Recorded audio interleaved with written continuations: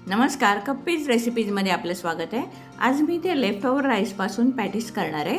ते पॅटीस कसे करायचे ते दाखवते। हा फोडणीचा भात आहे उरलेला।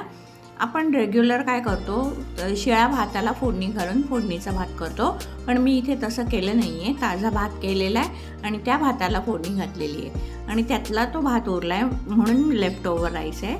आणि आता त्या भातामध्ये आपण एक मिरची अशी बारीक तोडून घालायची आहे।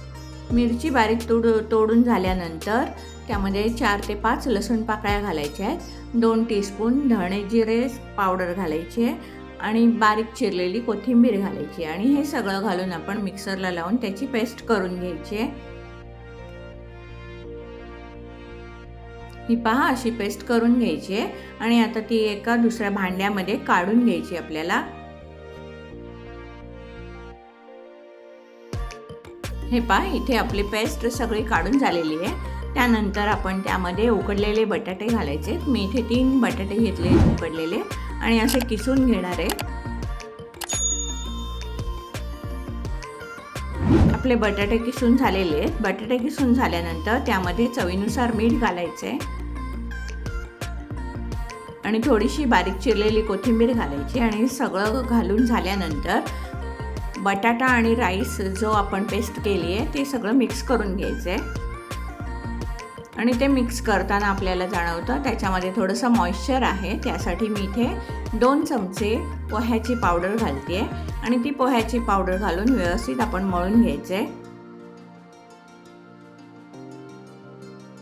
हे पहा, 2 चमचे घालून झाले तरी पण थोडंसं अजून मॉइश्चर आहे, म्हणून त्यामध्ये अजून 1 चमचा मी पोह्याची पावडर घालते आणि पीठ व्यवस्थित मळून घेते। पोह्यामुळे आपले पॅटीस व्यवस्थित छान कुरकुरीत होतात। हे पहा, माझं पीठ मळून झालेलं आहे।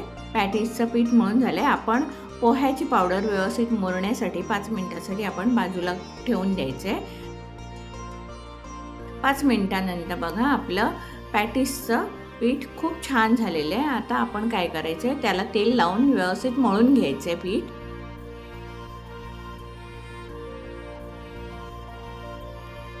तेल लावून पीठ मळून झाल्यानंतर हाताला तेल लावून घ्यायचे आणि आपण त्याचे पॅटीस करायचे आहेत आणि ते पॅटीस असे आपण बारीक रवा घेतला आहे मी इथे, त्या रव्यामध्ये घोळवून बाजूला ठेवून द्यायचे।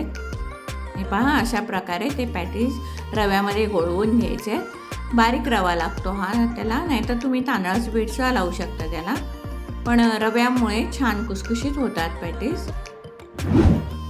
हे पहा, आपले इथे पॅटीस रव्यामध्ये घोळवून झाले आणि आता आपण ते शॅलो फ्राय करायला घेऊया। त्यासाठी मी पॅनमध्ये तेल घातलेलं आहे आणि एक एक करून असे पॅटीस आपण तेलात ठेवून देऊया आणि आपल्याला आता ते पॅटीस कुरकुरीत होईपर्यंत परतवून घ्यायचे।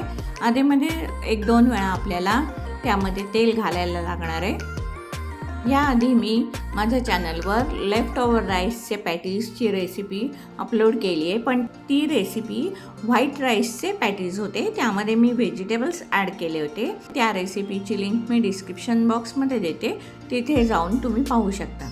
अर्थातच दोन्ही रेसिपीची टेस्ट वेगळी असणार आहे।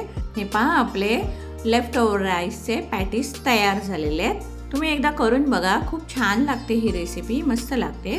तुम्हाला जर ही रेसिपी आवडली असेल तर रेसिपीला लाईक करा, शेअर करा आणि माझ्या चॅनलला सबस्क्राईब करायला विसरू नका। धन्यवाद।